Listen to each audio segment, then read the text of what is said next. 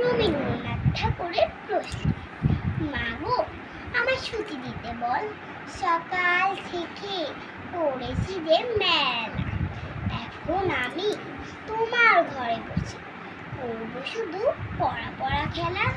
তুমি বলছো দুপুর এখন সবে, না হয় যেন সত্যি হলো তাই।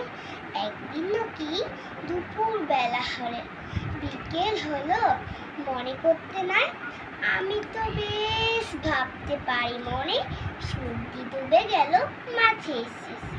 ভাবতে বলি চুবড়ে নিতে ধরে, চাঁদ তুলছে পুকুর ধারে এসে। আধার হলো মাধার গাছের তলা, কালি হয়ে এলো দিঘির জল। মাঠের থেকে সবাই এলো ফেলে, মাঠের থেকে এলো চাষির দল। মরে কর না উঠল সাজের তলা, মরে কর না সন্ধে হলো জানো, রাতের বেলা দুপুর ছুটি হয়। দুপুর বেলা রাত হবে না কেন? নমস্কার।